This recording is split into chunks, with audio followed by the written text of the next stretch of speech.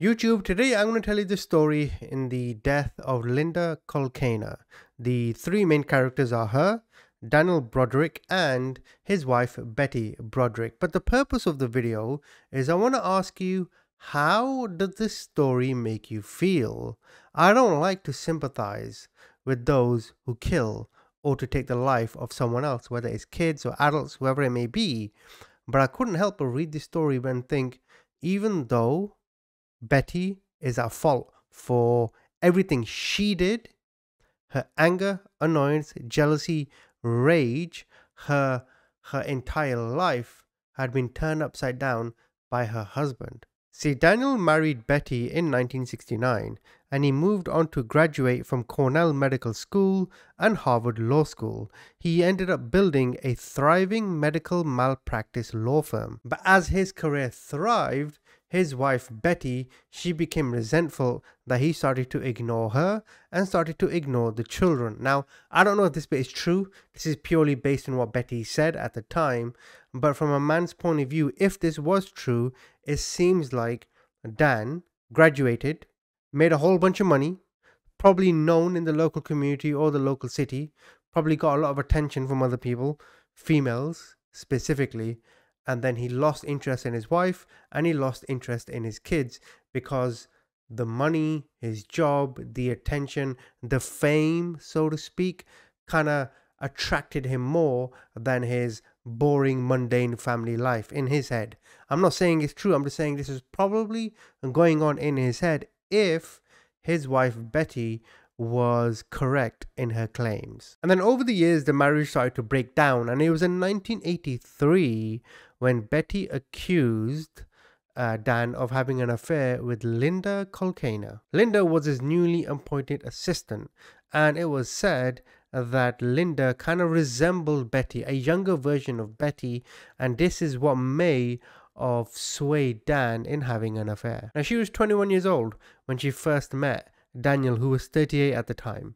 In 1983, Linda resigned from her job as an air hostess, and then she started working as a receptionist in Dan's legal practice. And just to reiterate, at this time in 1983, Dan had been married to Betty for around 14 years. They had 4 children together, and then eventually Betty had her suspicions that Dan was having an affair as she eavesdropped in a conversation he was having. In a telephone conversation, Betty overheard Dan telling Linda that she is beautiful, and when she confronted Dan, he denied having an affair. Then Betty went and spoke to the LA Times. She said he denied firing Linda at the time when she said to him, "Hey, can you fire her?" Betty goes on to say, "This was just a phase, a bad time, too stupid to be true." When speaking of Linda, Betty said, "That girl had nothing on me. I am prettier, smarter, classier. She's a dumb, uneducated tramp with no background or education or talent. He will definitely get over it." So it seems at this stage, Betty and Dan's relationship was breaking down. Betty got suspicious of affairs that he was having. Betty kind of did catch him, but it wasn't quite red-handed. It was more, I don't know, blue-handed. I don't know what the word is. So Betty, I think at this point, decided to keep a closer eye on Dan. Now, on November the 22nd, 1983, Betty decided she's going to go to Dan's office. It was Dan's birthday, and she figured, well, let me give him a surprise. Now, I don't mean this in a bad way, but my guess would be that part of her thinking to go to his office was also, is Linda around? What is Linda doing? Is Linda giving him a gift? You know what I mean? Kind of be there for her husband on his birthday, but also do like a, I don't know, CCTV check. But let me reiterate, at this moment in time, anything Dan is doing, speaking to Linda, flirting with Linda, making his wife feel insecure, jealous, that's all Dan's fault. So when she gets to the office, she realizes that Dan and Linda had left for the day. She remained there until 5 p.m. and she realized that when she looked around the office, it seemed like a party place. There was champagne, confetti everywhere. And then she started to look around the office a bit more. She looked in the fridge, she sees imported wine. She goes to Linda's desk, she sees a picture of Dan, and then she sees pictures of Dan around the office, but none of them are with his wife. In fact, that picture on Linda's desk was taken of Dan before he had even met Betty. Now, in February 1985, Dan, it seemed like, had enough, and he left the home. He left his wife Betty and his 4 children, and then in 1988, he and Linda got engaged. On April the 22nd, 1989, Linda Kolkena and Daniel Broderick got married at their home in the Marston Hills area of San Diego. Linda, who had become more concerned that Betty was an actual threat, suggested him to use a bulletproof vest at the wedding ceremony. Although Dan did not want to, he did hire some guards to watch the event. Now, while all this is going on, you got to imagine what Betty is going through, right? 3 years prior to this, she sees her husband, who was the main breadwinner and provided for the family, now is attracted to someone else, to the point where he's left Betty, he's left the children, he's gone to Linda. So emotionally, she's feeling weak and she's feeling rejected, she's feeling jealous, she's thinking to herself, what am I not giving to you that Linda is? What did I do wrong? She's probably bargaining in her mind to try and fix this situation, because now, well, she's in limbo. Daniel, on the other hand, he's thinking, fuck this. I got all the money in the world. I got all the attention in the world. I can get whatever girl I want, get whatever car I want. I got so much money that I can divorce this lady, pay this lady, and then go and live my life. Essentially, he may have even made a calculation in his head. Okay, if I pay my wife $6,000-7,000 a month, which was quite a lot back then in the mid 1980s, then is that a fair price to get that headache off my head, right? Daniel didn't want it anymore. It seemed like Daniel got over the relationship while he was still in the relationship. You know what I mean? But Daniel thought, okay, I'm ready to leave, but his guilt kicked in because he is a father, right? And he's thinking, all right, I still want to provide for my kids, and I guess at some point he wants to keep Linda at arm's length so she doesn't continuously complain to him. So in his head, he thinks, all right, $6,000-7,000 a month, that should cover it. That should be allow me to live my life and take care of his family. And throughout the engagement and the wedding, Linda was getting concerned with Betty's behavior to the point where she went to a lawyer to try and get a restraining order. Dan, however, told Linda, we don't need any of this. No need to file those documents for a restraining order. Linda then got even more concerned because Betty would leave quite vicious messages on their answering machine. She left offensive messages where she was abusing Linda.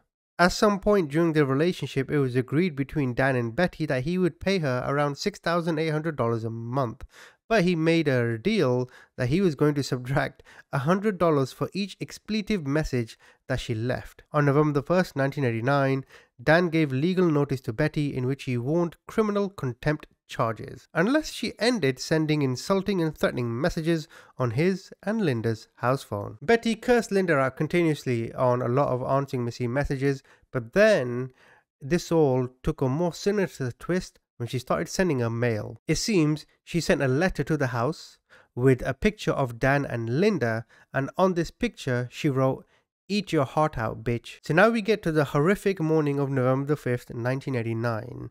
Betty went to Dan and Linda's house and used the house key that she took from her daughter. Also with her, she carried a pistol. She moved to the bedroom and she started shooting. 2 of the 5 bullets she fired hit Linda, one in the neck and another in the chest, while a third hit Dan in the back. Both of their lives were taken. At the time of their death, Dan was 44 and Linda was just 28 years old. Linda immediately died after a bullet entered her brain and the second in her chest. 5 days after this event, 600 people attended Dan and Linda's funeral at St. Joseph's Catholic Cathedral in San Diego. According to local media at the time, Linda and Dan were laid to rest in resembling wooden coffins covered with white and red roses. So when the police questioned Betty, they asked her, "Why'd you do this? What was your motivation?" She said, essentially, money. Finances. She said that given that he was making a 7-figure income, he was trying to cheat her out of some of it. Furthermore, Betty's defense lawyers argued that she suffered a lot of psychological abuse from Dan. Now, I don't know specifically what kind of psychological abuse he gave her. If you're going to put leaving her for someone else, leaving her stranded with the kids as psychological abuse, fair play. I mean, I understand that. However, that does not mean you have the right to take his life. She told the police that he almost took my home, he almost took my kids, he certainly took my money. And the issue with this kind of story is that it does divide opinion. Some of you might sympathize with her and think, well, hold on a minute, all of these events were not triggered by her, which I agree, it's true. But then there might be some of you that think, okay, fair enough, this happened, I'm sorry, but you don't go and take a fucking life. In the end, Betty was charged with 2 counts of second-degree murder and sentenced to 32 years to life in prison. She is currently imprisoned at the California Institution for Women in Chino, California. She has reportedly been refused parole twice over the years, first in January 2010 and then again 7 years later. In January 2017, a 2-member board of California's parole board decided collectively against releasing her from prison. It appears she will be 84 years old when she's up for parole again in 2032. Deputy District Attorney Richard Sachs, he said that Betty Broderick is an unrepentant woman. She has no remorse and zero insight into the killings. She just basically said, "They drove me to do this." And in 2015, Betty herself, she wrote a book, a memoir. Betty said that she still speaks and sees her children, Kimberly, Kathy, Lee, Dan Jr. and Red. When Betty was up for parole in 2010, they testified at the hearing. At the time, the siblings were divided on whether she should be permitted to walk free. Kathy Lee told the parole board at the time that she should be able to live her later life outside prison walls. However, her son Dan Jr. said that his mother was still hung up on justifying what she did. "In my heart, I know my mother is a good person," he said, "but along the way she got lost. Releasing a lost person into society could be a dangerous mistake." And in terms of my own conclusion on this, I've been there myself, not to the degree where a wife has left me with children and all that kind of stuff, but I've been there where someone has broken my heart. And let's be fair, even though Betty was stupid in the end, her heart was broken and she did not know how to cope. And she had every right to not know. Imagine being dumped there with kids in a house, your husband is gone. Do you know how hard it is to raise kids? I'm trying to look at this from a granular level, right? It's okay to say, well, Dan left and married someone else and he supported his family. That's one generic statement. But what does that mean day to day? She has to wake up every day. She has to clean her kids, look after her kids. She has no time to herself. She has no time to pursue any of her own personal goals, which in a way is it's not a bad thing because kids are a blessing. But what I'm trying to say is that raising one child is hard, let alone 4. So any shortcomings, anger, rage that she feels, in my opinion, is 100% justified. At this juncture of the story, she's got every reason to be pissed off and she's got every right to try and take, as much alimony or child payment as she can. Because whether you like it or not, Dan made a commitment to be a husband. However, despite him signing on the dotted line saying, "Till death do us part," or whatever the fuck marriage ceremonies say, this does not justify she going to the house and killing them both. I do think she acted out of jealousy and weakness and pain. And I don't think this was anything, there was no psychological abuse. This wasn't, some kind of trauma. Maybe she was depressed, for sure. But she did this out of impulse. And yes, I do agree with her statement that she was triggered by these two. But it seems over the years that she's never once admitted to herself, well, maybe what I did was way too far. And finally, I don't want to come across like I'm sympathizing with her. I'm not. I'm just trying to put my head into her head, trying to put my head into Dan's head, and try and understand both patterns of behavior, because both of them were not equally culpable, but the actions of one led to the actions of the other, and here we are. So why don't you guys comment, tell me what you think.